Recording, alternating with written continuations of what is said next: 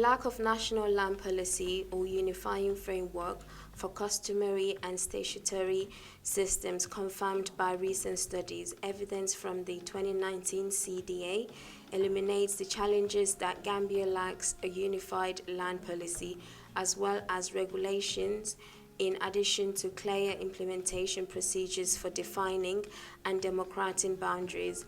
Existing and at times overlapping legal frameworks gives little consideration for equity. And while efforts have been made at the national level in the direction of constructively managing and regulating land issues, the land launch of the Land Commission, it remains clear that the overreaching national land policy and deficit in local dispute resolution capacities poses a serious and perhaps one most considering amongst all conflict dynamics in the Gambia.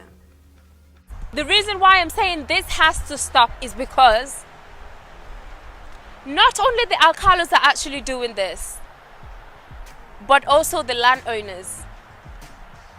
They are selling their lands to more than one person, more than two person, more than three person, and it keeps going on and on and on. Welcome back to my channel. It's Rene Marcus. Thank you so very much for tuning in. And if you're new to my channel, please do me that favor and press that subscribe button.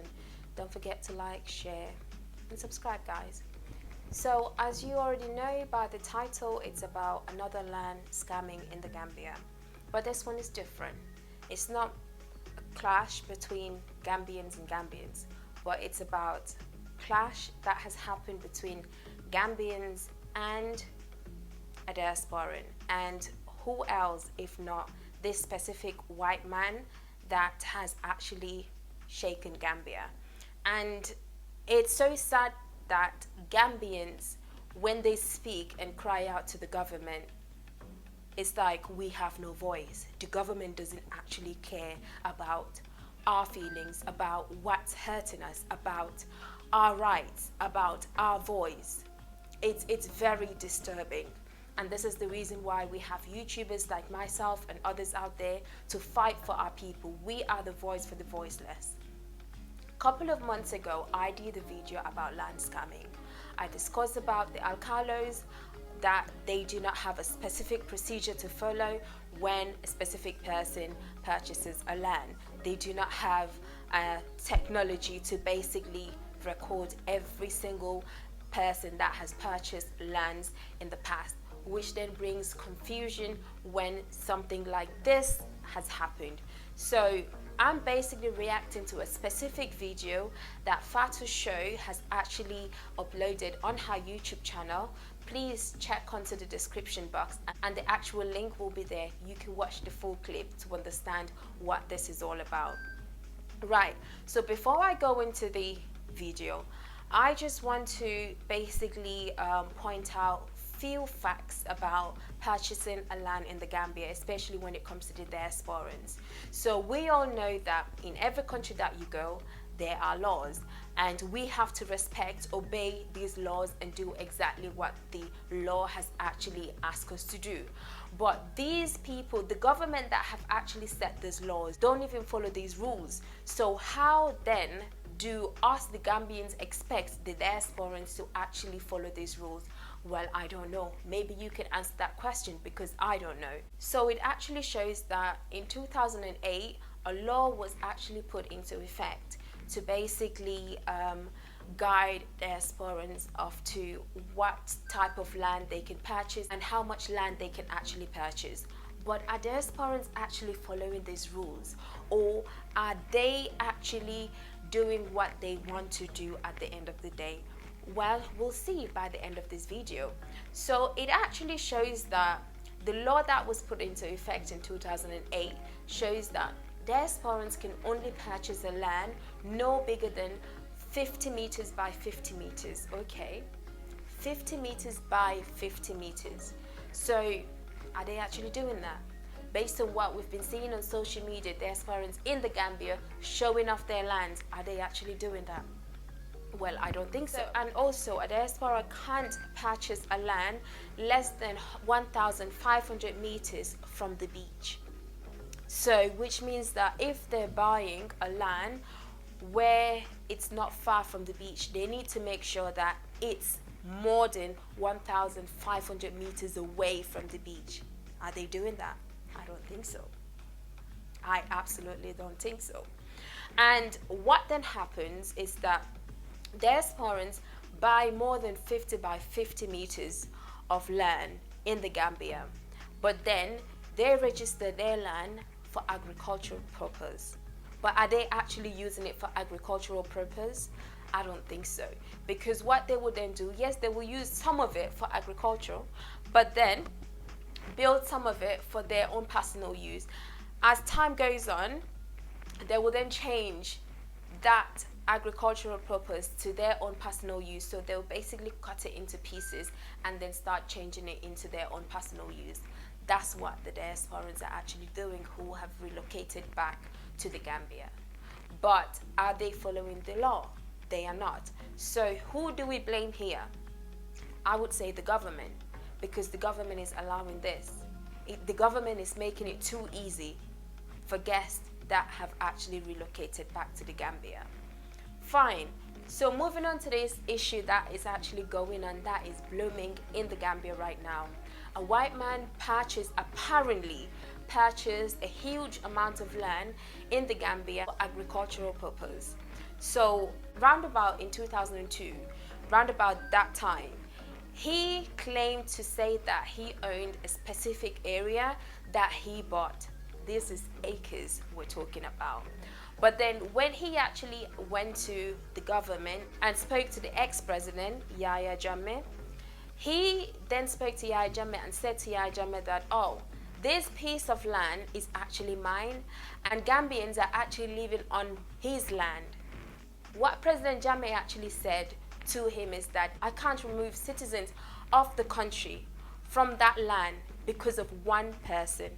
If you like, I can pay you off for the amount that you've purchased that land. This white man didn't want that. He wanted his land. And Jammeh, a big clap for you.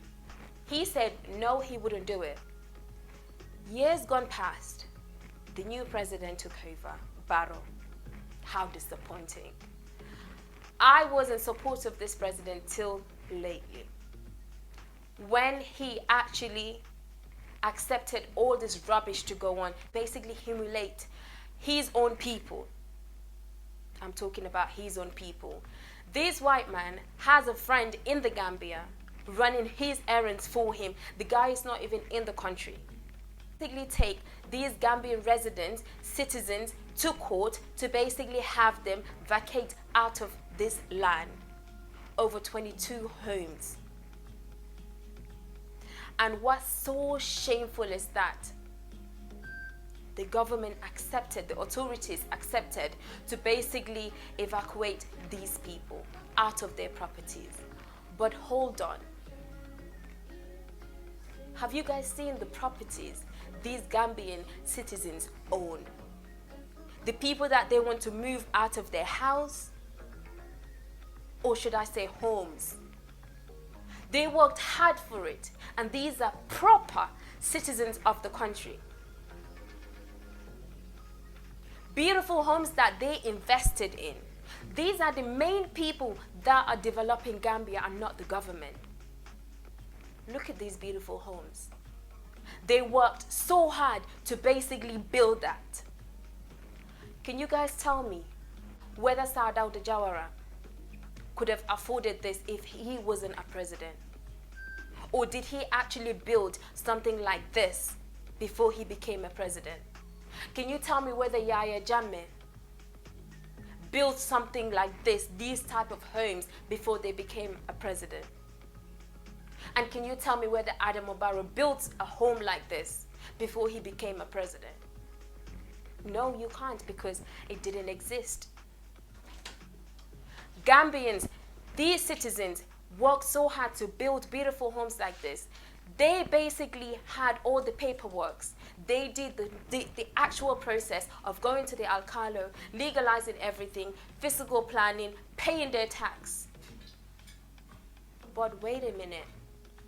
Talking of paying their tax, These people were paying their taxes every single year. But wait, if the land doesn't actually belong to these individuals, why were the authorities accepting these taxes every single year? Which means, number one, these Gambian citizens that they want to evacuate from their homes, they can actually summon the government. They can, for accepting their money every single year to pay tax on a land that they know it doesn't belong to them. But wait, where's the alcalos? Because the last time I checked, these are Gambian citizens that know that they have to go to a specific person, which is the chief, which is the alcalo, to actually purchase the land. And it had to be approved. Where was physical planning? They had to come and approve the building that was meant to be built on that land. Where were all those documents? Where was this white man at that time? So all those years gone past, and this white man out of nowhere just came from nowhere in my country, in our country, to have more power over us. His voice more powerful than us? I don't think so, white man. This is not about racism. This is about fighting for what belongs to us.